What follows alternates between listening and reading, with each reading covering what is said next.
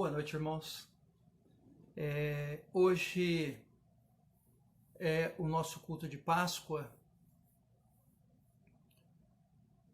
domingo de Páscoa, e nós queríamos trazer uma reflexão para a igreja.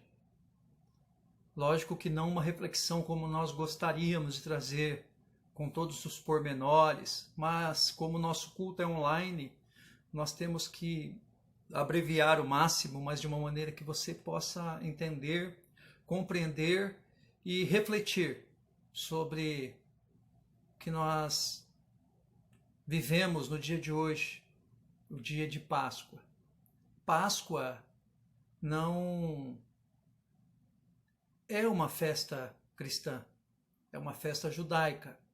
A Páscoa foi instituída lá em Êxodo 12, quando os hebreus ainda eram escravos do Egito, e Deus, para libertar aquele povo, envia as 10 pragas, envia Moisés como um líder, Arão como um líder espiritual, e na última praga, a morte dos primogênitos, o anjo da morte iria passar pelo Egito e iria consumir todos os primogênitos dos egípcios e dos animais, e para que os hebreus fossem isentos dessa mortandade no meio do seu arraial, no meio do seu povo, Deus pediu para que a Páscoa fosse instituída pelos hebreus. Deus mandou que eles separassem um cordeiro imaculado, um cordeiro novo, um cordeiro sem manchas nenhuma, sem defeito algum, e que esse cordeiro fosse sacrificado e que o sangue desse cordeiro fosse passado nos umbrais e na verga da porta das casas dos hebreus, porque o anjo da morte iria passar por ali. E quando o anjo da morte identificasse a casa com aquele sangue do cordeiro, o anjo da morte passaria por cima daquela casa e não consumiria o primogênito daquela família.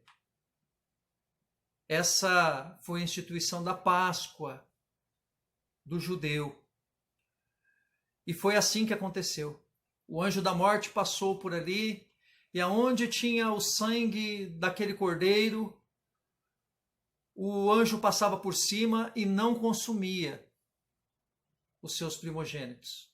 Enquanto todos os primogênitos do Egito, todos os primogênitos dos animais do Egito, foi consumido, os dos hebreus estavam vivos. E eles comeram o cordeiro assado e prontos para a partida. E o Senhor pediu para que aquele momento fosse registrado por uma celebração, por uma festa anual em que todos os hebreus de todas as gerações ficariam sabendo de que maneira tão terrível e tão maravilhosa e tão miraculosa Deus os havia livrado das mãos de Faraó e da escravidão do Egito. E o que essa festa tem a ver conosco, cristãos? Com esse ato, queridos, Deus já estava apontando lá para o futuro o que ele iria fazer com toda a humanidade. E ele já estava apontando para Jesus. João Batista, quando ele vê Jesus pela primeira vez, lá no Evangelho de João, capítulo 1, versículo 9, ele identifica Jesus e ele diz, em alto e bom tom para que todos ouçam: eis o Cordeiro de Deus que tira o pecado do mundo. Nós, a humanidade, o mundo, era escravo do pecado. Jesus veio como um cordeiro santo, imaculado, separado, para que o pecado fosse tirado do mundo ou da humanidade por intermédio do seu sangue.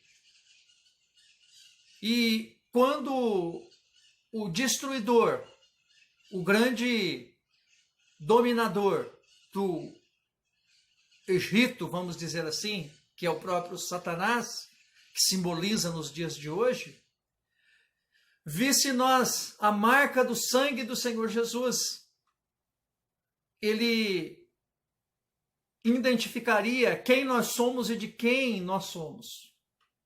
Foi assim que Jesus salvou toda a humanidade do pecado e da condenação que o pecado trazia à morte eterna. Então, a Páscoa nos remete a essa história e a essa festa que os judeus comemoravam e contavam de ano em ano e chegou a todas as gerações, até nos dias de hoje. Mas o Senhor Jesus, ao morrer como um cordeiro santo, imaculado, ele ressuscita no terceiro dia, que é um domingo de Páscoa. Então, como eu disse, não é uma festa cristã, mas passou a ter um significado cristão, porque Deus já estava apontando para isso quando ele instituiu a Páscoa, e o Senhor Jesus ressuscitou num domingo de Páscoa. A morte do Senhor Jesus, ela nos liberta de todo o pecado, nos liberta das garras do dominador que nos tornou escravos do pecado, que era o diabo. Mas a ressurreição do Senhor Jesus, ela garante a nossa ressurreição. Não bastava Deus somente salvar o homem do grande dominador. Não bastava somente Deus nos livrar das garras do diabo. Mas Deus precisava de restituir ao homem a vida eterna que o diabo havia roubado lá no Jardim do Éden. E foi por intermédio da ressurreição do Senhor Jesus. O Senhor Jesus ressuscitou ao terceiro dia, garantindo a minha e a sua ressurreição um dia. Certa vez, Jesus, quando foi ressuscitar Lázaro, ele encontra a irmã de Lázaro, ele encontra Marta, antes de chegar até Maria e de até aonde Lázaro estava sepultado. E Marta disse: Senhor, se o Senhor estivesse aqui, o meu irmão não estaria morto. O Senhor disse: olha, Marta, eu sou a ressurreição e a vida. Quem crê em mim, mesmo que esteja morto, viverá. Isso é possível porque Jesus ressuscitou. E um dia nós também, queridos, seremos ressuscitados de onde quer que nós estivermos. Esta é a grande bênção da ressurreição do Senhor Jesus. E o Senhor Jesus ressuscitou no dia de Páscoa. E qual é a nossa Páscoa? Qual que é a Páscoa do cristão? Qual é a Páscoa que o cristão deve comemorar? É a ceia do Senhor. Que o Senhor Jesus, antes de ser crucificado, ele reúne os seus discípulos e ele parte o pão e dá para os seus discípulos. E ele diz para os seus discípulos: olha, esse é o meu corpo que é partido por vós. Comei dele. E depois ele tomou o cálice, consagrou aquele cálice e também entregou aos seus discípulos e disse: olha, este é o novo testamento no meu sangue. Vocês, todas as vezes que vocês beberes este cálice, vocês vão anunciar a minha morte até que eu venha. O Senhor Jesus ali institui a Páscoa do cristão. O apóstolo Paulo, lá no capítulo 5, versículo 7, ele diz para a igreja, no capítulo 5, versículo 7, o apóstolo Paulo diz que Jesus Cristo é a nossa Páscoa. O que o apóstolo Paulo está querendo dizer com isso quando ele diz que Jesus Cristo é a nossa Páscoa, irmãos? Ele está querendo dizer que Jesus Cristo, lembra que eu disse que lá atrás o anjo da morte iria passar pela casa dos hebreus, e não iria consumir aquelas casas que estivessem com as marcas do sangue do Senhor Jesus nas portas e nas vergas e nos umbrais das casas, porque o anjo da morte iria passar por cima. Páscoa significa passagem. O apóstolo Paulo está dizendo aí que o Senhor Jesus é a nossa Páscoa, o Senhor Jesus é a nossa passagem para a eternidade. É somente por intermédio do Senhor Jesus que nós adquirimos a vida eterna. É somente por intermédio da ressurreição do Senhor Jesus. É por isso que Ele é a nossa Páscoa. Ele é o nosso Cordeiro Pascual. Ele morreu por nós, pelos nossos pecados, pelas nossas transgressões. Ressuscitou ao terceiro dia para que nós também tivéssemos direito da ressurreição. A Bíblia diz que Ele é o primogênito dos mortos. Se Ele é o primogênito, Ele é o primeiro. E se Ele é o primeiro, vai ter outros, e esse outros é a igreja do Senhor Jesus, que é lavada e remida neste sangue. Queridos, nós somos participantes desta bênção. Nós somos participantes da ressurreição do Senhor Jesus. Creia nisso, se anime com isso. Se alegre nisso e busque ao Senhor.